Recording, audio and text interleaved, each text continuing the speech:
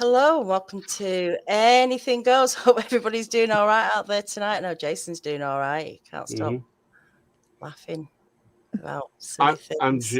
It's brilliant. That's all I can No, say. it's not brilliant, and we'll get into that in a I'm- minute. But our guest tonight is Jackie. Hi. And Dogger, how you doing? Thanks for joining us. Long time thanks no for having see. me. Right. Feels like forever. Forever. It's been a long time. So yeah, this week me and Jason nearly ended.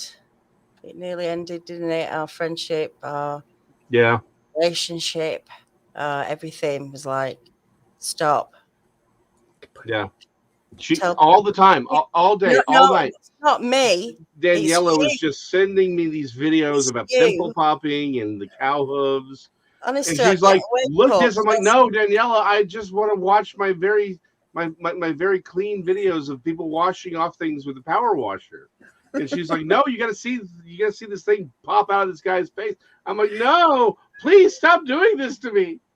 Just got to the point where I've stopped opening Jason's messages. So I'm not even gonna. Why you sent me this? I'm not even going to watch this. Why are you sending me this?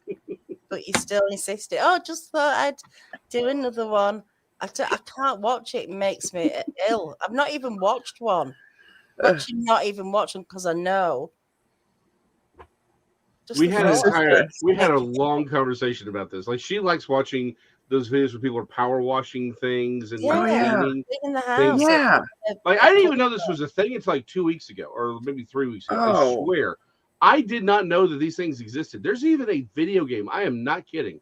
It's a free online video game where you power wash stuff. Where is it?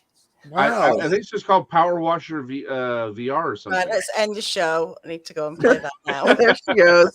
See you, Daniela. That's an actual video game for power washing stuff. And there are videos now out on explaining why it's so addictive. Why is it so addictive? It's literally everything we said last time.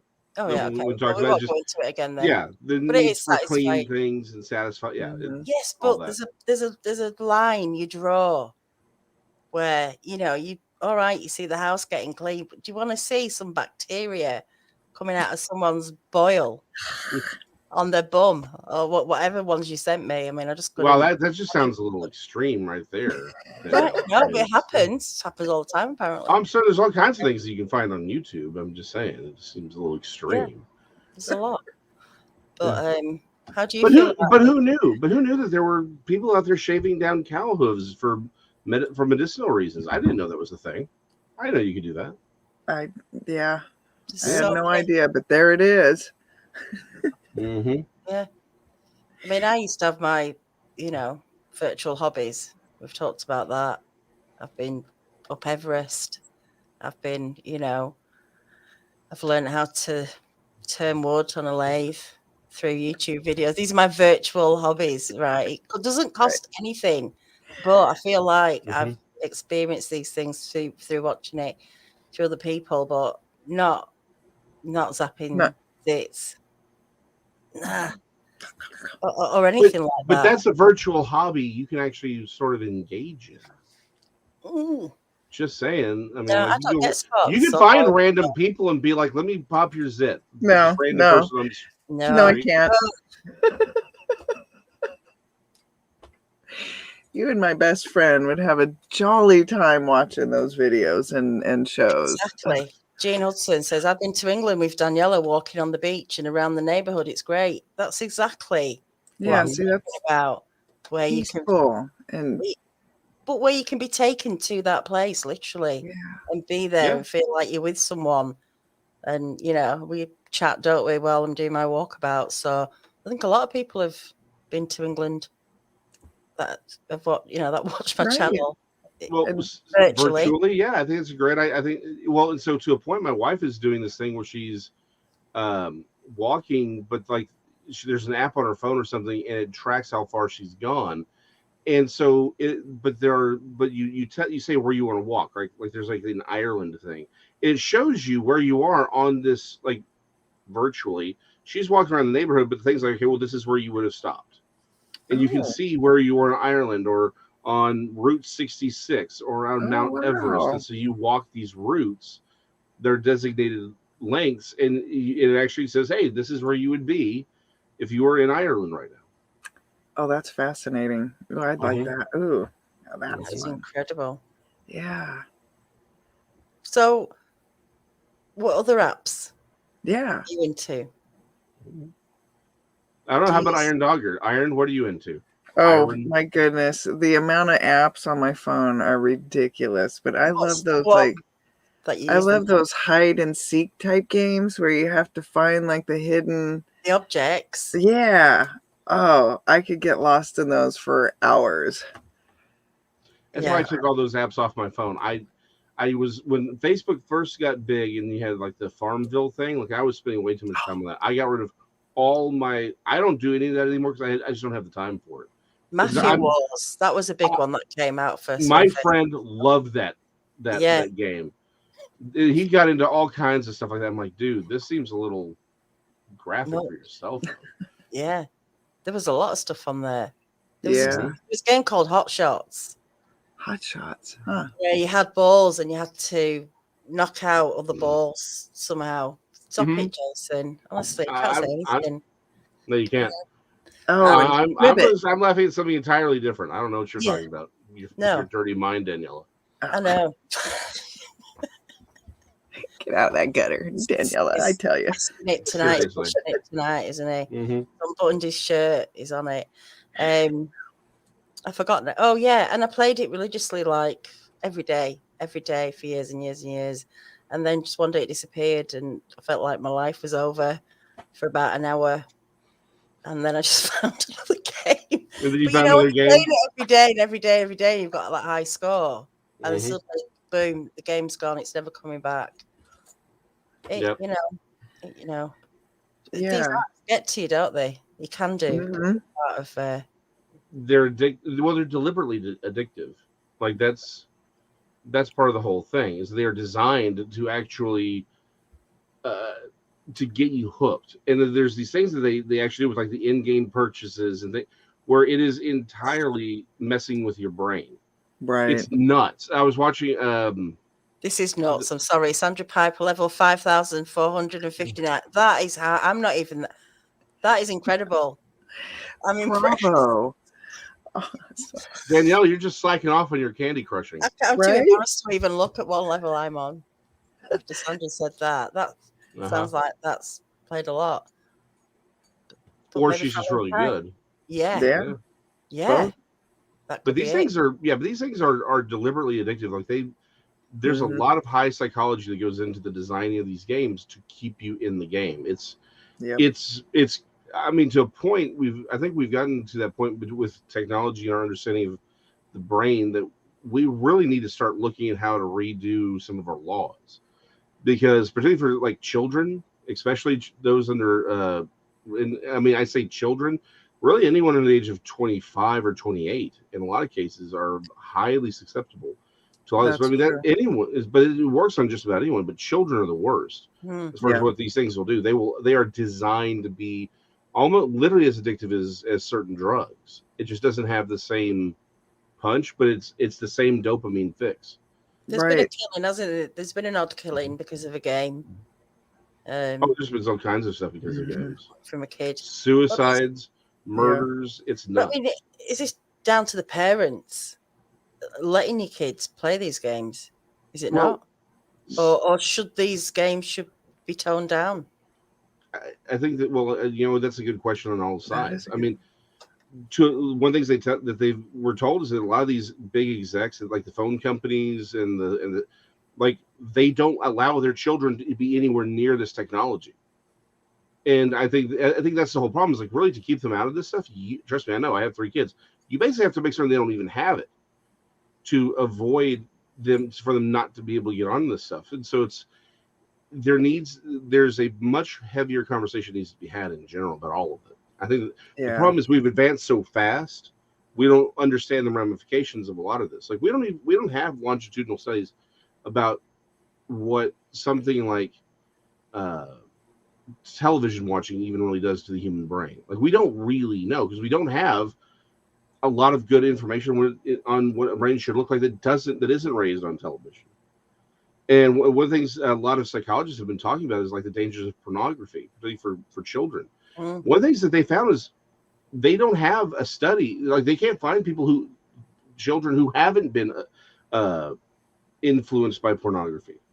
It's like, imagine you're trying to figure out how bad smoking is, but you can't find anyone above the age of 12 who isn't already smoking. Mm. That's sort of the situation that we're in, and they're discovering that there is a huge, particularly when it comes to video pornography, that it's very, very corrosive to the brain, Oh yeah, Oh, because the yeah, human brain isn't designed for this world. It just isn't. no. yeah. The whole thing about it, isn't it? The way boys will perceive women, and how women will perceive how they should be, how they think they Mhm. should be. You Yeah. know, it is messed up, all of it. Well, it And goes way more than that. It's attention span. It's even how the brain functions itself. It is very corrosive overall, because it's not just it skews how you view the opposite sex or what sex should be like, or it's all of it. It's even to Right. the functionality of the brain. And so it's a lot of this technology, we just don't understand how it really works, All and those we've adopted it. dopamine. Yeah, exactly. The dopamine. I mean, that's a huge thing. hmm. Yeah. The Hi, kids Brian. just get dumps Brian and and Chewy. dumps of it, of that dopamine, and it like when you see the difference. We watched it with our own kid. We didn't allow him to have anything until he was 9 years old, and then we trickled things, and just when it came time to taking that away, wow, it was like a different child, and it Hmm. really made us sit down and have that long conversation of what is this doing. Mm, mm, And we really, really made sure our son understood what was happening inside his brain every time he was in that Hmm. game. And education is a critical part. And I don't think enough is, put an emphasis on how much like just unsupervised and just willy-nilly that stuff can Hmm. be. I watched it with myself playing World of Warcraft when I tore my Hmm. ACL, and I couldn't do anything for weeks while I was stuck in this leg machine, and I'm like, hey, I'll give this game a try. Oh wow, whoo, Yeah. yeah. you know I that did the really. No, it's absolutely, it's a drug. yeah. Mm-hmm, I had the same with a game called Might and Magic. There's definitely there's mm, like loads of series of them, Hmm. and I literally ate that game, slept it, dreamt it, just for like 6 weeks, yeah. and doing Oh wow. quest pointless quest upon pointless. Yeah. They're just Hmm. all pointless, but you have to do them. It's so weird. It's like it's escapism as well, Hmm. isn't it? Mm-hmm. Yeah. So if you've got time on your Hmm. hands, it's great. Obviously, Yeah, I found people who myself work. looking forward to fishing on the game. Like, it was like, wait a minute. Yeah, exactly. And to Titan's point, it's not. It affects people of all ages. That's true, but it's even more corrosive to a child's brain that is developing. Is my point. It's like it's one thing for Exactly. for old people like us to destroy our brains. We're not going to live much longer anyway. But you have these kids, right? Like you have these 19. It is altering how they actually think, That's and right. and that's really weird, because it's like, what are they going to be when they become adults? Like, that's, we know what trauma and pain and things like that can do to a child if it happens early enough. But we don't know what this stuff is going to do. What are these kids going to turn into as adults? And it's a scary thought when you realize how little we do actually know. Yeah. So Mm. this got dark really fast. So how do you dogger iron, really? Because I'm wondering what does it do? How do you dogger that iron? How do you Iron, dogger the iron? iron. I'm sorry, iron for our British friend here. Iron. Hmm. Well, the Iron Dog is an actual race in Alaska, and it's a snow machine race. Hmm. It does cover the Iditarod Trail. We go, Really? yeah, that's our halfway point is Nome. So we cover that whole distance from Wasilla up to Nome, and then from Nome to Fairbanks. And so the Iditarod goes from, well, they have the ceremonial start in Anchorage, which is really awesome, but it goes to Nome, but the Iron Dog is over 2,000 miles, Oh wow. and it's a partnered race.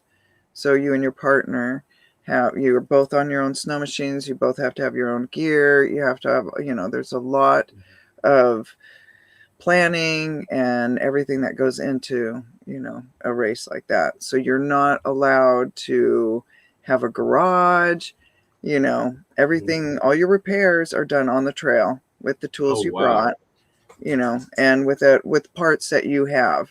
Either you can stage them, there's lots of things, and different things are changing with the race, throughout the years, but it's such a brutal race. Half of the field doesn't finish every year. Oh, Over half wow. the field scratches. Mm, Yeah. that's insane. Yeah, it That's is. cool. 2,000 miles. Yeah. What is the average speed on that? Because I can't imagine y'all are averaging that fat, that traveling that fast. You're right. And that's, it's interesting because averages on that race you'd think would be, all off the charts on different areas, which they are, because you've got sections where there's rivers, where you're only running on the rivers, and those averages are over 100 miles an hour, and then you've got the trail sections, which those averages could be between 40 and 60 miles an hour, depending, you know. And so a lot of the sleds, you have to keep in mind, sled is a snow machine, Yeah. snowmobile. They are customized for the race. So you've got your extra fuel tank because they've got checkpoints along the way, and each checkpoint is about 100 miles apart. And so you have to be able to get from each checkpoint to, each checkpoint for fuel. That's where you're getting your fuel, is in stages like that.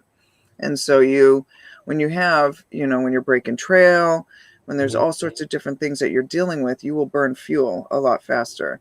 And Right. so, so those sleds will be, all customized, and everybody does it differently, which Wow. is really interesting. That is one of the really fun things about tech inspection, is seeing all the different customizations on the snow machines. So it's not like stock car racing where they're all supposed to be the same car. You've got personalized equipment on these machines. You do have your base, like everybody has to run a 600. They're short tracks, there's all these, specifics, the track lug size, all of that, and you have to finish with the same suspension. So, they'll put tags and stuff on different parts, and so you can't just pull out your whole entire suspension and put a whole new one in, and there's a lot to it, which is, oh yeah. Wow. There's Missy and I at the start. Excellent. That looks exciting. Yeah. Definitely. Yeah. It's It very was unique really thing amazing. to do, really, isn't it? There's not a lot of Yeah. people, and women especially, doing stuff like that. So to be part of it. Yeah, Missy and I are still the first and only women's team to have finished it. There have been other Really? women's teams that have tried, and there has been plenty of other women that have run, with male-female teams. And so even the first year, there was a husband-wife team that finished together. Wow. That's Yeah. really impressive. Thank you. Yeah, Missy and I, the beautiful thing about Missy and I is we also are family together. Her and my brother dated for a long time, and they have a child, my niece, Brandy. And so we're like sisters. And so it was, that bond really came through during that race, because that's, it's really important, because, you're crossing open water. You're crossing rivers, you're in temperatures that are well below freezing. The water's flowing, you're facing dangerous situations. And, oddly enough, the Iron Dog has not, thank goodness, has not had an incident where they've lost a life during the race. Oh, well, yeah, I mentioned that it would be remarkably dangerous. Yes. I mean, like I said, just the temperatures alone, and not to mention all the other stuff that you're doing. And that would be, color me impressed. It's a heck of a thing that you're doing over there. Yeah. Well, it was, I like it warm. I live in years, it's going on Texas. I'm 21 years. happy. It's like, you want to go to do the Iditarod? No, I do not. Well, what's really cool is for the Iditarod, They allow people at the ceremonial start to sit in the baskets, and you can Oh, sit in really? the sled. Yeah, and it's real, and all that money that you know that they raise for that goes to all sorts of different charities and stuff. It's really awesome. Mm. So you Cool. get to ride in, with these teams, and that is awesome. I managed a dog sled team for a friend, and oh my goodness, there That's is nothing like seeing those dogs run. They love to run. well, I imagine Wow. they do. Well, it's like okay, so horses, Texas, I know a little bit about. Like they're racehorses, they want to run.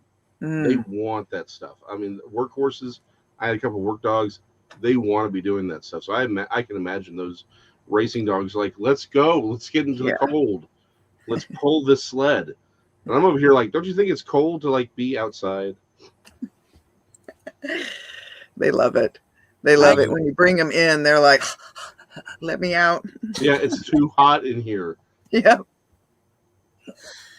um what was I going to say? I'm not into sports and stuff like that really, but I love winter sports. I like the Winter Olympics. I like those risky, speedy kind of sports for some reason, where it looks amazing and exhilarating and really, but you just know if anything goes wrong, it's Yeah. gonna yeah, or yeah. something.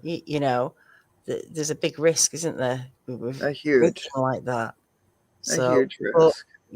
we wouldn't be living our lives if we were thinking about stuff all the time. You have to do Yeah, these things, don't you? yeah. It was really, what was crazy about the Iron Dog and me is something.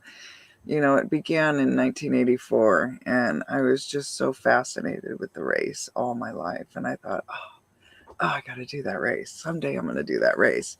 And I was so into my career and stuff. And so things kept happening. And when the first women's team ran, which I know them, I was so excited for them. And I thought, finally, this is about, it's going to happen. And of course, you face, all these different things during that race. And the winter storm coming into Nome is one of the biggest parts of that race. That is one of the major factors of that race. It separates your weekend warriors from your iron doggers. And so, you can't see, nothing like that storm comes in, and you seriously, there are racers that have gotten off their sled just to go to the bathroom and turned and couldn't see it again. And they're crawling around trying to find their snow machine. I mean, it's that intense, and when they didn't finish, I just remember having this moment where, and I was at work and I was sitting at I was standing at the copier, and I was just kind of just having that moment where I need to do this. I'm meant to do this race. Everything my dad has raised me to do has been to do this race. And I was just sitting there thinking about that. And the woman that approached me as I was having that thought, her brother is one of the Iron Dog champions, and she just said, without anything, she said, "It's your turn. You got to do that race." And it was just, one of those things, and everything just came together, all the sponsors, and, I'd made this plan, like this kind of like this 4-year plan for it. But, it was like, I got to win the K400. If I win the K400, then I know I'm meant to do the Iron Dog. Yeah. And, it was like little steps like that, but it was, it took a while, but it wasn't something like overnight, it was like my whole life was preparing for that moment. And the same with Missy, so it was awesome. And I had another partner. We've never really talked about this, but I had another partner for the Iron Dog. And 3 months before the race, she bailed. Oh Oh, no. wow. Yeah. And sponsors and all. You couldn't stop at that point though, could you?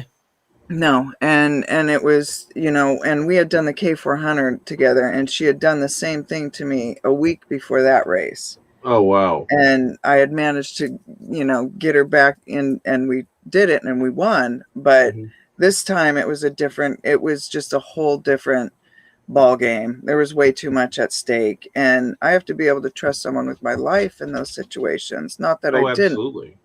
but it just, the red flags came up, and I was like, look, I can't do this with you with this race. I can't. And one of the last things I had told her was, you need to be here, Thanksgiving weekend. I'm out training, we have someone that climbed Denali that we're going to train, doing snow shelters with.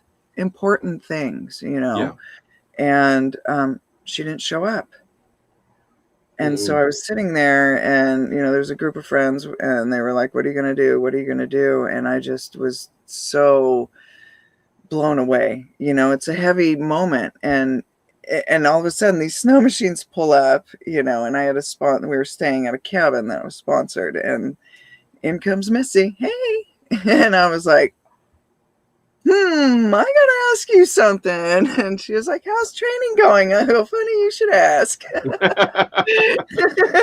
Would you like to And- risk your life on a race? Right, and she knew me all my life, and she knows how well I plan and how much, I invest into things. And so, I asked her, and she was like, well, let me think about it, and she did, and she got back to me, and we made history together. And it's, Wow. I owe her and just so much for saying yes, and every year another women's team runs, I give her a diamond snowflake necklace as my way of saying thank you.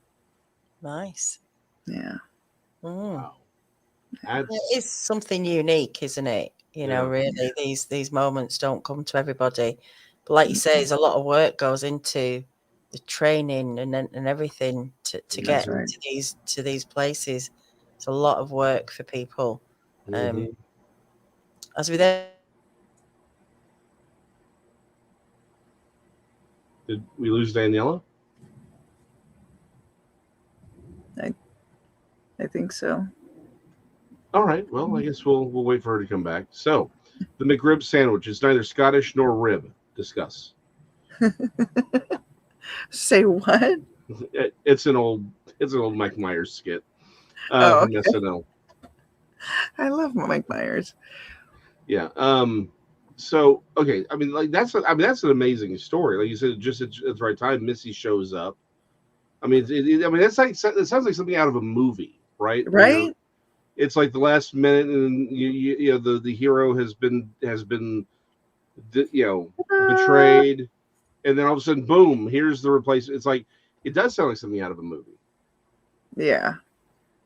And then to go and actually finish. I mean, like you said, half the people don't even complete a run.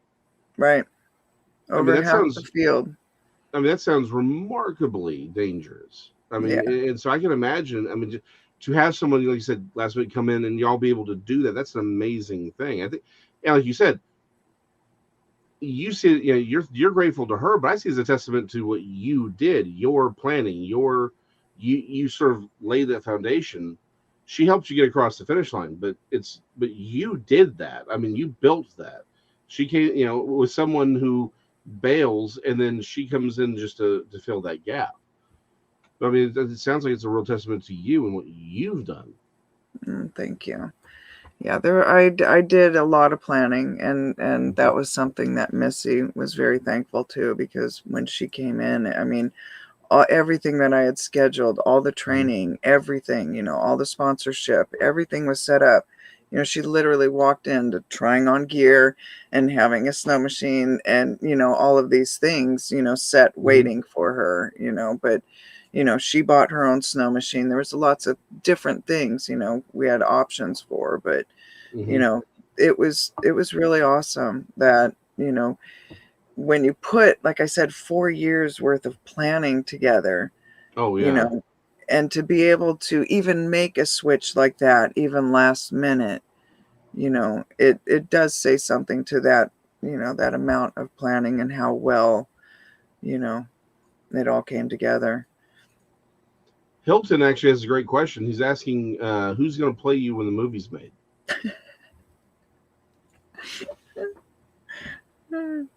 My friend Barb. I don't know. Your friend Barb. I like it. So Daniela has messaged me. She is coming back. She's having trouble with her broadband, but she will be. Okay. She'll be back as soon as she can. There was a great question. Have you ever not completed a race? No. Really? Yeah. Yeah, every Wow. race, even when I, like as a youngster, I used to be in cross country running, Mhm. and yeah, I had really jacked up my ACL in one of the races and still finished it. Even, up at Arctic Man, tore my ACL, still finished it. Wow. When your adrenaline's going that much, I don't know. I think there's just something to be said about that as well. Daniela. Ah, she's back. Hi. Yes, my internet went off. Oh, Yeah. It's done it. I've just changed not my provider, but I've gone onto a new fiber thing, and it's gone off twice now since I had it done. Just a bit Well, that's annoying. what. Yeah, I was having a very similar problem. What was it, 2, 3 weeks ago, where it just wouldn't. I just kept dropping off randomly. But yeah, no, that's really impressive. I mean, and just to be able to finish all of those races could be, with the snowmobiles, because again, grew up a mechanic. I can imagine just how insane it is to try and keep those things functional under those conditions. I mean, yeah. that's got to be a real problem into itself. So to be able to say that you've done it and you were able to finish it, I mean, that means you were able to maintain the machine well enough and have the things that you needed where they were to replace them at as needed. Because I mean, 2,000 miles on a snowmobile, that sounds like a lot of strain on those things. I don't Oh, think. I yeah. mean, that just sounds insane. I'm just from a mechanical perspective. That just sounds nuts. It is. And a lot of the research and development is done on that Iron Dog Trail I for the imagine they would. manufacturers, and shock Mhm. manufacturers and gear manufacturers and stuff. Like when Missy and I ran, gear was just then starting to be developed. Climb had just come out with some of their stuff that they were just starting to test. There was one of the teams that were testing their gear. Mhm. We ran with North Face gear and Mountain Hardware, and like extreme mountain climbing gear was the normal for that race up until then. Wow, that is nuts. I mean, it's so okay. I grew up a mechanic's son. I hate Me NASCAR, too. but let me say this: I really, I'm sorry. It's a bunch of guys making left-hand turns. It's like, but so the one thing though that what I really did love was the old off track, the dirt track stuff, because they were allowed to change the cars. That's my problem with the new stuff is it's all got to be the same car, right? So that the driver stands out. But I'm like, that's why we have the machines. We want to push the machines. This is where all of our development, like, I mean, the reason we have the tires we have today is largely because of racing cars. All the things they learn, develop, and to develop stuff for that. So I'm like, let's push these machines as hard as we can. So many safety developments come from that, things that save lives. And I know it's like, well, but some people who may not be aware of what goes on in places where you need that equipment, those snowmobiles save lives. People's lives depend on those machines. And so what y'all are doing is pushing that technology forward. That's an amazing thing. It's not just a race. I mean, I know we tend to think of these things as just races or whatever, but the technology developed to run them, to do them faster, to do them better, to do them safer. That all trickles down to the private market, to the public market, and makes our cars faster, more efficient, safer. And I mean, you're impressive enough just completing a race like that. I'm still trying to wrap my head around 2,000 miles in Alaska on snow. I'm like, no, that's not no. I just don't have enough. I don't have enough nose in me to say how much I would not do that. But Thank you, you're, Mike. oh, thanks, Mike. Yeah. But then also to throw in the fact that what y'all are doing, this race, the sponsors, that ultimately leads to better technology that's going to help the average person. The people who live in Alaska, they've got a lot of hard. It's a hard life to live, And it's in what you're doing is helping to develop new technology to make their lives a little bit safer, a little bit more efficient. That's an amazing thing to be a part of. Thank you. Flying Kirk Hibbert was a rookie the same year that Missy and I ran. So that was one of my things that I love to joke about, was that we were both rookies in the same race, which he, is a big, huge icon for, the snow machine industry and altogether. But for Arctic Cat, he really learned a lot out there on the Hmm. trail. And like he was saying, you know, Alaskans depend on those snow machines Yeah. different than most places, in the lower 48. In the lower 48, there's a lot of groomed trails and things like that. We don't have that Hmm. luxury up here. And so when people are out in these remote areas, they're out. There's not a gas station. There's Yeah. not a town. There's not a cabin and a village and all these things. And a lot of Hmm. times, and so if their snow machine breaks down, it's a big deal. And when things happen, like the domino effect, Yeah. it people can die, and they have died because of Oh, those absolutely. things. And so, he was, like he said, when Todd Palin, like, or Scott Davis, I'm sorry, not Todd, but when Scott Davis left him and all he saw was his taillight just fading off into the distance, that sinking feeling, he had, and he's so remote in Alaska, and just that it Hmm. really hit him hard. And he took that information back with him, Yeah. and Arctic Cat made huge differences as a result of that. Yeah. No. That's one of those things where, taking a step out to sort of the broader thing. A lot of people don't, unless you're actually living that kind of a life, you don't understand so much of what goes into it. I accidentally fell into this weird appreciation I have for over the road truckers when I was working third shift, and so I got to hear all of the commercials for like trucking supply companies and fuel logs and things like. And I just stopped, and then ironically at the same time I ended up being part of a ministry that ministered to people learning to be truckers and how they were living their lives. And it's like we depend on that. And people don't understand how well, actually, let me phrase this. We're starting to understand right now how much we need truckers, but also just how hard that lifestyle is. All the Right. concerns, all the thoughts, all the things that go into it. People don't understand that. They don't understand what it takes to push these things forward. And it was an interesting little view into that world. And so I had never thought, if you'd asked me today, if I was, do you realize you're going to be talking about snowmobiles today? I'd have said no. Like, I know snowmobiles are a thing. I know they're big in places they get snow. I don't get snow except like once or twice a year, once a year for like a week, and it's ice at that. It's like, no, I don't care about snow.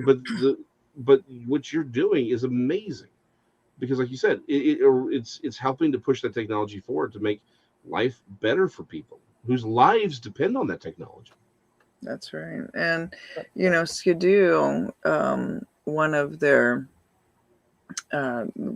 racers up here owns a shop, and so he's able to give all that information back, and his brother is one of the NASCAR engineers, and so like having all of this racing and Hmm. that industry knowledge, they all come together, in the small, like, in such unique ways, but they all do eventually come together in one way or another. And it's really beautiful to watch that play out. I've watched him put different modifications together for, shocks, and see that, play out in the industry. And that is amazing.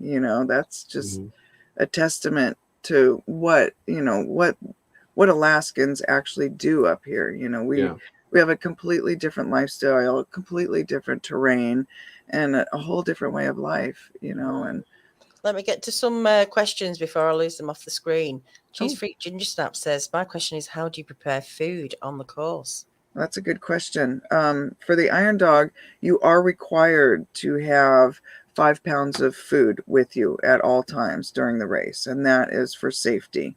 And each checkpoint, part of the strategy is planning your layovers, how long you're going to take a layover and things like that. Some of those things have changed, but when Missy and I ran, that was a big part of planning that and when you were going to eat. So, like the different checkpoints, they did have places where the racers get to stay and eat and have a warm meal and a nice bed and a bath or a shower, and things like that, which was, that's all part of the staging of that race. A lot of the villagers open up their homes to racers, which is, it's beautiful. Oh, that's nice. Yeah. Titan, hi Titan. They ask, I'm Dogger, are daily legs measured in miles? A lot up here in Alaska, a lot of times they'll say like, oh, it takes an hour. Like I even say that, oh, I'm about almost 2 hours away from Anchorage. We say by time usually. But yeah, the Iron Dog, when you're racing, those different legs could be, it depends on the snow. Some people can run them, that's the beauty of it if you have breakdowns and stuff like that. But each section is about approximately 100 miles apart from checkpoint to checkpoint. And there are a couple sections where there's like, I think 110 and 120 mile section. And they've just added a few other sections too. So more water crossings. So. Right. Oh, wonderful. Yeah. Like there wasn't enough to begin with. Yeah. Because that's not water and engines go so well together. Right. Belt driven clutch. Yeah. Beautiful. Yeah. Okay, I do have a question, and this it ties into something Gary Spike Senior asked. He asked about the fuel, but you already mentioned that y'all stage fuel along the way, and you also have extra tanks, right? Yeah, the race. Right. The race itself stages the fuel, and so that's what the checkpoints are. There's a lot of reasons why they have the checkpoints, for safety, and for fueling and things like that. Yes. And you have you've built in extra tanks to carry fuel for longer in case it's needed. Right. Some people just had spare jugs, that they would carry in their laps, which would usually end up as a disaster. Like some of the people's planning would be like, really, have you tried this out? Yeah. Have you thought this far in advance? Okay, so I do have a question though. Again, growing as a mechanic, it ties into the fuel question. How do you keep your fuel lines from freezing up that badly? I mean, because you're literally in what I consider one of the worst conditions on Earth. Like, if you're like, hey, would you rather be dropped off in Alaska in those temperatures or in the Sahara Desert? I choose the desert every time. I can survive the desert, but there's a point where I know I'm made out of water, right? Like water freezes below 32 degrees, and it's way below that where you are. So how are you keeping your fuel system from freezing up all the time? Well, for the spare fuel tanks and stuff like that, you take advantage of your heat exchangers and stuff like that. But you're also using a lot of additives, because you definitely don't want any water in your fuel during that race whatsoever. And so, your motor, all of that stuff, you keep, like I said, the heat exchangers is a big deal. Keep that. Imagine. Yeah. All your lines, How often do you have to switch out your belts during a race like that? That is dependent on a lot of factors. If you're going through deep snow and you're having to break trail, you're gonna go through belts nonstop, and so those are another. Oh no, Danielle. Another factor where you're staging your belts. You have spare belts.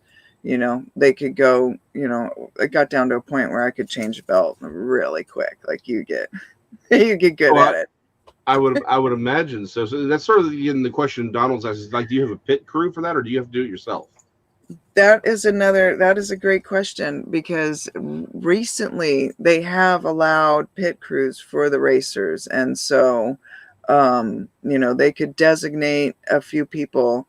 I think it's up to 4 people that they can designate as mechanics. So if they do break down and need help, sometimes they'll have pilots, and they can, there's all sorts of different things. But when Missy and I ran, no, you were not allowed to have a pit crew. You had to be able to, the only workers and,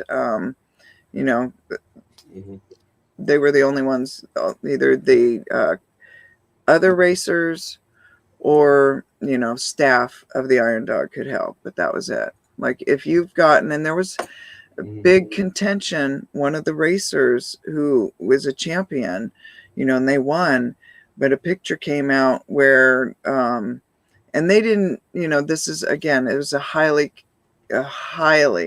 oh my gosh, debated situation.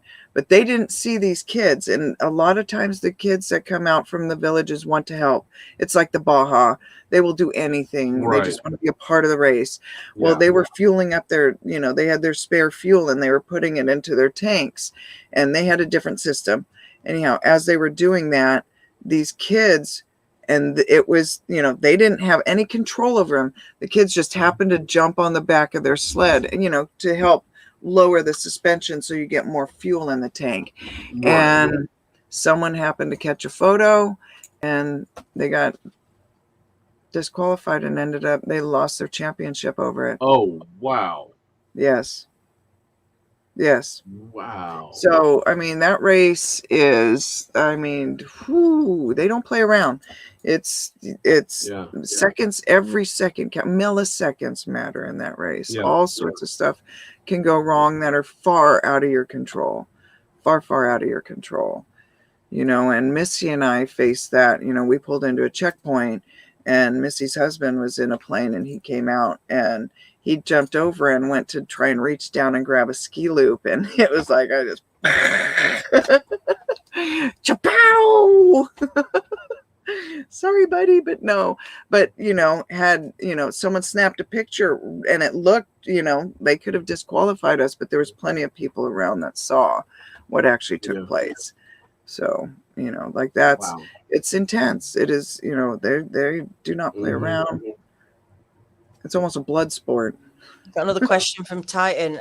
So search and rescue is available or just volunteers help during the race? Yes, that's another reason why they staged the checkpoints, you know, about 100 miles apart. You know, each checkpoint has sleds that they could go out and retrieve if necessary. Now all the sleds have GPS, you know, mounted on them. And one of the really cool things is when the National Guard is one of the sponsors. Oh. You know, so they can do a lot of their training while they're also helping out the Iron Dog, which is really awesome. And so, you know, that they are a huge part of the Iron Dog when they are able to sponsor the race. And they do offer that support, and they have flown racers out that have had, you know, tragic accidents during the race. They've come in handy many a times, and they're a huge, I mean, huge big deal for the Iron Dog. That's good. So, Daniela, I now have to chastise you. Why didn't you tell me that this woman was so awesome? We could have led with her. We were like, Daniela's like, what do you want to talk about tonight, Jason? I'm like, I don't know. That's why I started up the bit about you sending me videos. I didn't realize this. You didn't tell me she was this awesome. We could have jumped directly into how awesome this conversation is. Instead, we wasted like 10 minutes on bull crap because I thought we didn't have a plan. How do you invite a woman this super awesome and be like, we don't know what to talk about yet? What we talk about her and her snowmobile of awesomeness. That's what we talked about, Daniela. What's wrong with you? Have you finished? No. I knew we'd get into all this, but obviously we could have bypassed the whole bit. But you know, let things grow organically, and they did, and it happened. I organically would have I would have asked, hey, so how are you in racing snowmobiles? That's not a question I've ever asked in my life. I've never seen him this agitated, fired up. Texas Jack, no, this is my inside voice. Oh, right. No, I would have, if I had to ask pointing at me. I will point whoever I darn well want to, young lady. No, why didn't you tell me this? Why are you wasting time shouting at me when we could be learning more about Jackie? I mean, you know, what do you want to do? Just keep shouting at me? Maybe. Go on then. All right, Jackie, yell at her. No. Look, Why would I do that? he loves it. He loves it. He needs. Cheese freak. He We will talk needs after the show. cheese. You watch it. I already told Texas Jack no. No, have you let him down No. gently? You feel better? Yeah. I Slightly. don't know. Oh, I'll yell. I'll send Daniela some more pimple popping videos later. don't send it again. Honestly, I'm going to put you on mute now till next Sunday. Just send you the link. Just meet you here, and we won't talk about anything else in between. Yeah. Okay, so Titan. I think Titan has asked the question we all want to know. Oh, let's get it up here. Mm-hmm. The 64,000 could be anything, euro, dollars. You're not made it very clear. Well, okay, they're different amounts, aren't they? It's an allusion to an old show. It's an old game show here in the U.S. The $64,000. I know, but I'm in England. Well, whose fault is that? I can't help it. All right, let's get to it. Have you or anyone else seen Squatch during the race? Well, that is one of my encounter. Well, hold on just a sec. What? Wait, this My last situations or we get to the encounter. yeah. Well, yeah. During training, and that was with my original race partner. We were out training, and again, a lot of my planning and stuff was to train during the worst conditions because guess what? You're going to be facing them. So 26 below, time to go. And so it was really horrible. Lots of the frost, your goggles are constantly fogging up and icing up and, just miserable conditions. But we made our 200-mile run. And as we were coming back, we laid out the fresh tracks. And as we were coming back, it was still our tracks. And as I was noticing, there was prints in our tracks. And, after a few of them, it was like, wait a minute. And it took my brain a minute to actually engage. But once it finally did, I stopped and looked, and they were barefoot prints. Like you could see the toes and everything. Now, I didn't, it's not a bear because bears are hibernating during that time. And when they do get out, their tracks in the snow, you can barely see their prints are quite different. These were in line. The difference was from ski tip to track, that's like a 6-foot distance from each step. And then my brain, for whatever reason, I never, ever considered Bigfoot. Not that I didn't know they existed, not that I didn't believe it, none of that. That is so perplexing to me, still is. But again, I was like, oh my gosh, there's a hypothermic trapper because, we're so far removed from anywhere that the only people that would be out there would be other iron doggers or trappers, and the section we were at, that's all I was thinking was a trapper, and they're hypothermic because they're barefoot. Like who else would be out there running around barefoot? And so I began to worry. And as I kind of looked up and noticed the tracks, came across the swamp, in quite a distance. And I thought, okay, they're out here running around hypothermic. They're about to die. And so as my partner was pulling up, I kind of signaled to her and showed her what was going on. And we talked, I'm like, we got to go help them. And so I jumped on my sled and took off and followed their tracks, all the way, went through, bushes, trees, all sorts, got to the tree line where I could no longer boondock and follow it. And I jumped off my sled and sunk in up to my chest and thought, what the hell? And my brain just went because there wasn't a trench through the snow. They had post-holed through that deep snow. So again, my brain was just having a hard time.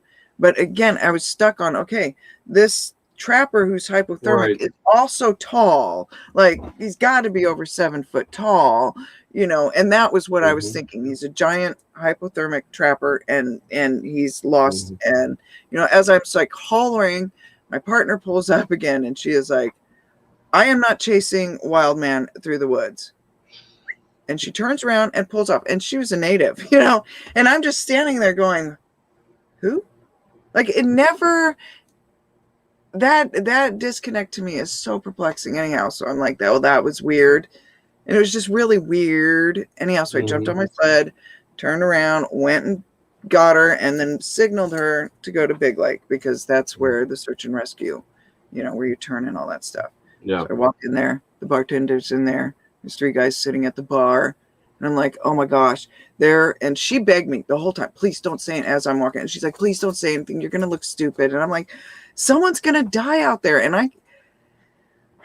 I couldn't understand why they weren't as worried as I was. Like that, again, it was very frustrating. So I said, someone's out on swamp, they're out on the swamp, Trail 5. They're hypothermic. They're running around naked. Someone needs to go look for them, and I explained everything that I could. And the guy very nonchalantly, oh, that's just wild man. And again, all I could think, and I said, who is this wild man that no one seems to worry about? No one seems to care that he's running around naked in the swamps at 26 below.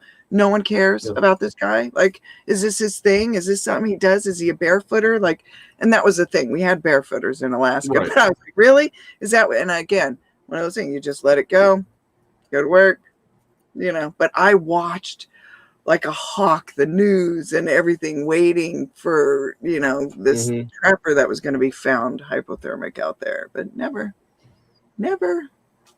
That, okay. I need to interview you solo for my new project because you actually just solved a problem for me. Your story is so remarkably important because the project I'm currently working on is this sort of exploration we've been doing of Bigfoot, that there is trying to separate the paranormal stuff from the physical stuff, right? And one of the questions asked is because I have people who broad daylight sightings, it's like, okay, this is a physical creature. The thing that makes your story so important is it becomes about, well, is it possible that all of these tracks are faked, right? The people are running around. It's like, your story is right there. Evidence like you couldn't fake these tracks for 100 different reasons. It's one thing to say, okay, well, there's some guy in Fort Worth leading tracks, or there's some guy along some commonly used trail trying to fake tracks. 26 below zero in the middle of literally nowhere, waiting for someone to come along. And like you said, the snow is what, 3 feet, 4 over. Feet? Yeah, it's over. Deep. That means again, and then being able to leave those track marks without leaving a trench. That's not something a human can fake. And that's because that's a conversation I have with people all the time. Like, well, how do you know that all the tracks aren't faked? Your story is literally impossible to fake.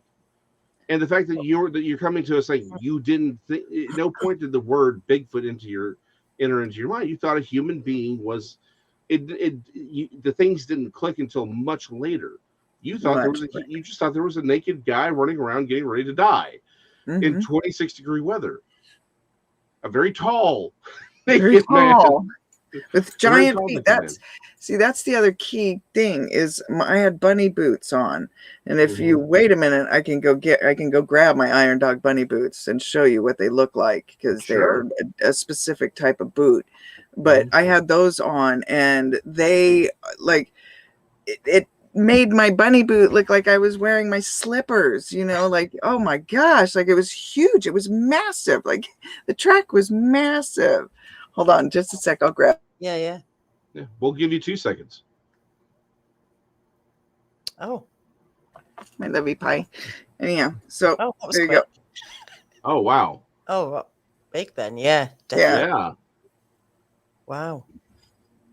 Like that's yeah. Now, are they that much larger for insulation, or does it help redistribute your weight? Both, but it's mainly for insulation. These things could fill up with water, and you just dump them out and put your foot back in, and you're warm. Wow. Yeah. Yeah, they're amazing for Arctic. Yeah, they're required gear for Iron Dog when Missy and I ran. I would imagine. Yeah, and I mean, they're obviously awkward. I mean, riding a snow machine with these things on, or even just trying to trump around in the snow and stuff, doesn't make it very easy. But yeah. Oh, they're called a bunny boot because they kind of look like bunny feet. Which bit? But, yeah. Which bit? They're huge. But yeah, so when they made, when I put that bunny boot next to it, it was like nothing should be left over, and there was still plenty of foot. So I think this is for you. Can we see your helmet too? Oh, that is packed away in a Connex. Sorry. We pushed it a little bit too far. Yeah, I should get all my gear out. Well, yeah, we'll have you back with all your gear. I'll just put it all on and put it all on. Take layer by layer so you can see. Tell us what it's all about, and we'll do that next time. Yeah. Well, I've had fun tonight. We have come to our hour. I mean, I don't know if we want to go a little bit longer. Have you got things to do, Jason? I'm sure I'm just here. I'm fascinated. Fascinated. Well, we can go a little bit more if you've more questions. I'm blown away by her story, honestly. I mean, that's an amazing story. It really is, because it goes back to what else could this thing possibly be that's leaving these tracks in the middle of nowhere, literally middle of nowhere. Like, that's not a right. I've got a story of some kids pranking some people down here in Italy, Texas, along the Chambers River, right? But it's in the middle of a town. It's a small town. There's people there. That's why they went and made they did the whole Stomper bit, right? You're literally the middle of nowhere on a run. Yeah. Like, no one's running around out there in 23-degree weather. I did have someone argue that, no, I am not kidding on this one iota, that someone said that a person could have been out there with carpenter stilts and fake footprints and doing that. I honestly had someone say that to me. That's ridiculous, isn't it? It's like, well, okay, let's just go through the many ridiculous levels of how that, okay, are they just hoping we were going to come by at a certain time? Like, how would you even plan any of that? Yeah. How would they know where we were going, how long we would be gone, what trail we would even take coming back? The factors just keep going. And again, when you add the weather, like, no one's out there just farting around like that. Just out of curiosity, though, Todd asks, how close to a town was the Squatch Prince? So, like I said, when we had to Big Lake, which is, not a big town by any means, it's like very small. It's probably about 60 to 80 miles away. So 60 to 80 miles away from a town.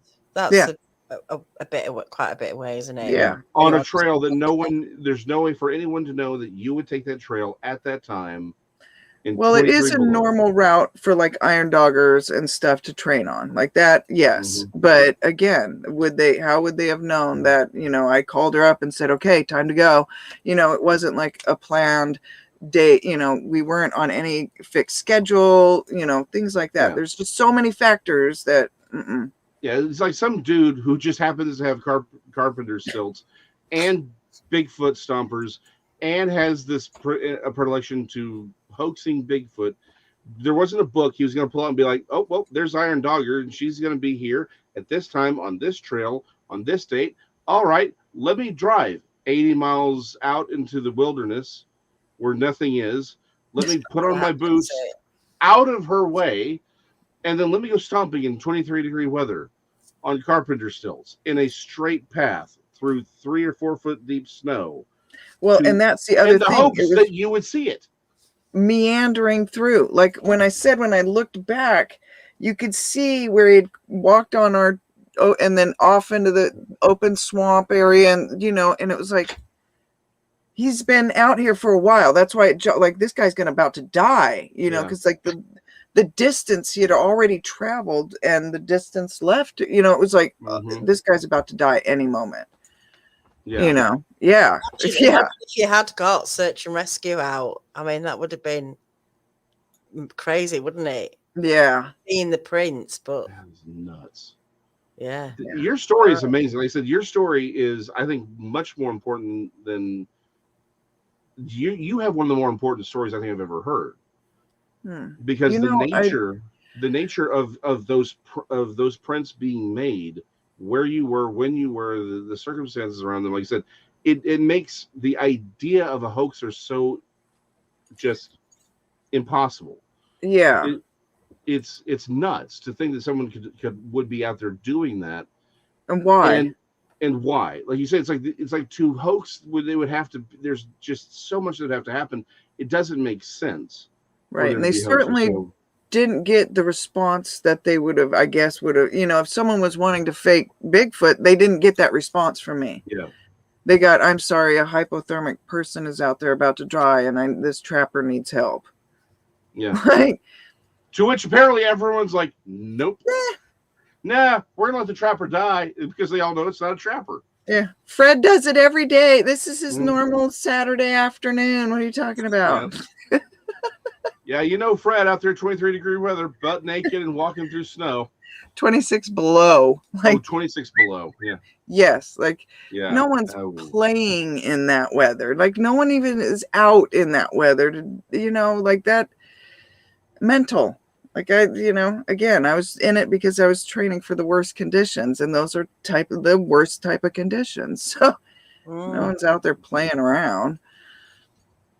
It just shows you, though, there's always truth to folklore or stories, or locals, what the locals say.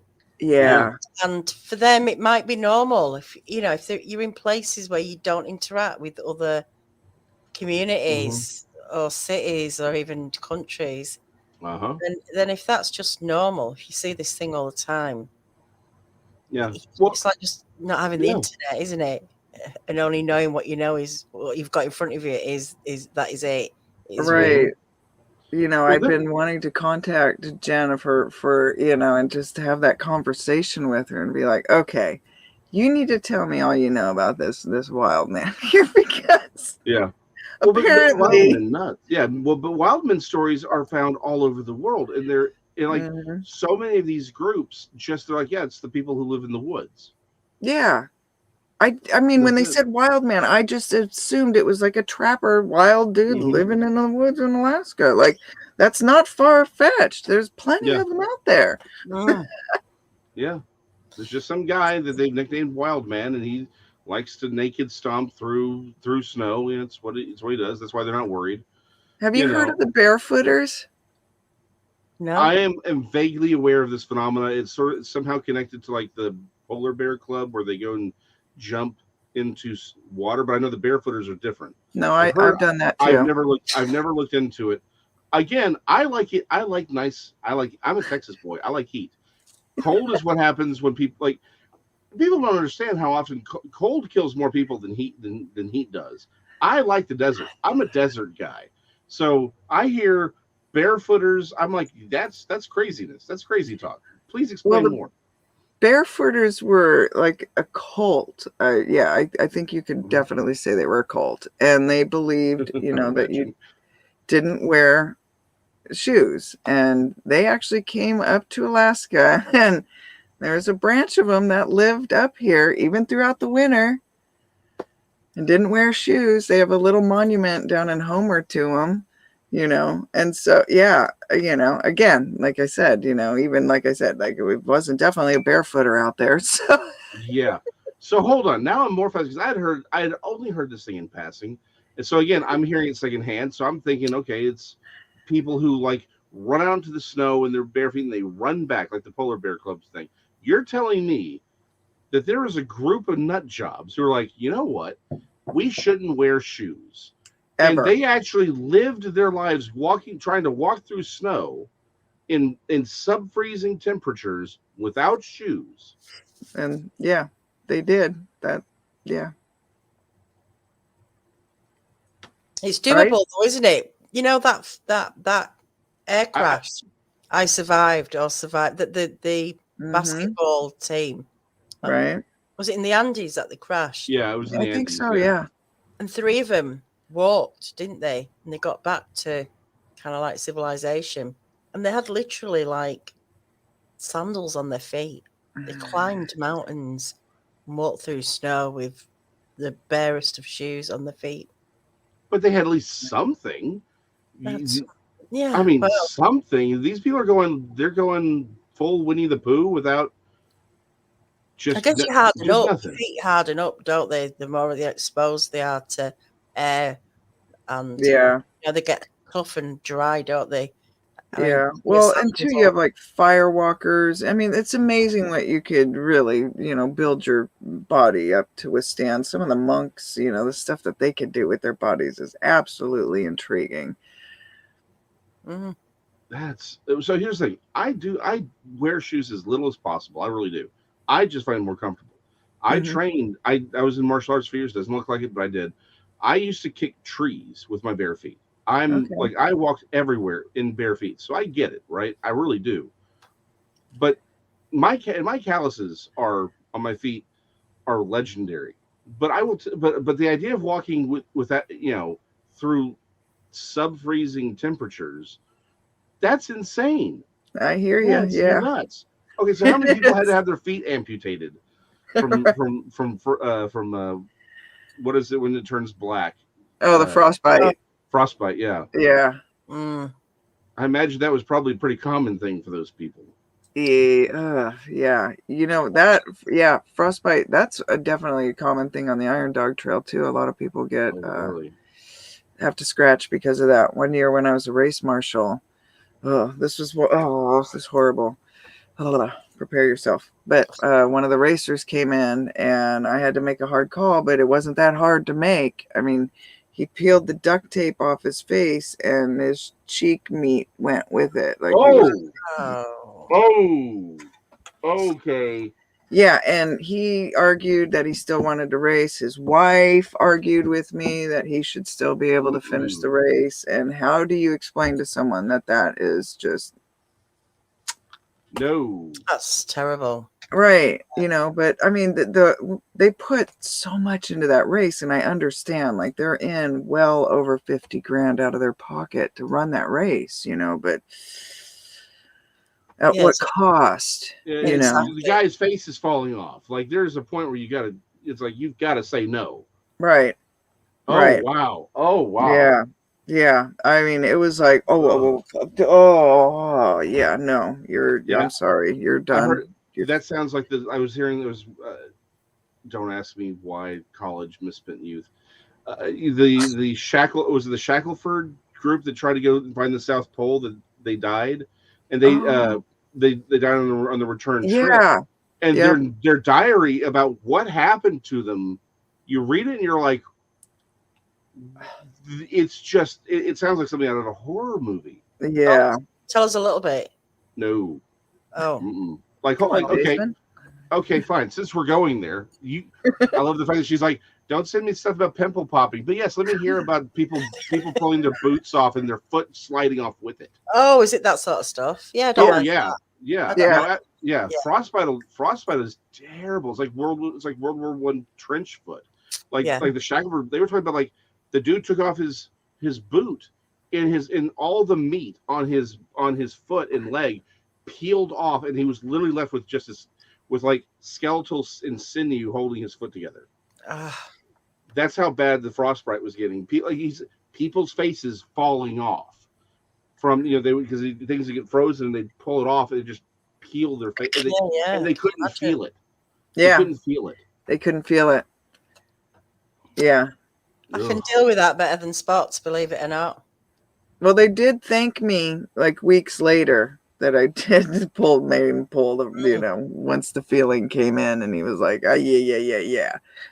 When you watch some of the, the Everest documentaries and series, just the noses, the fingers, the long-term damage. I mean, some of them get surgery, but I mean, it's such a risk, isn't it? Everest. I mean, it's itself, doing anything like that in the snow, in conditions like that, where the oxygen you're so pushing thin. yourself to the limit. as with anything, it's high Yeah. risk, isn't it? Yeah, and it's those domino effects, that really get people. It's, one factor can go wrong and then Yeah. it just spins out of control by that point, Yeah. So one thing one of the guys said, he said the thing that'll get people killed up there is their attitude. Yep. And it's when to know to stop and go. That's absolutely I've got true. to stop, and I can't do it. This is just a bad idea, and a lot of people don't do that, do they? It's more important to them to take that risk, but doesn't often work out well. But what an incredible experience, Yeah. doing anything like that.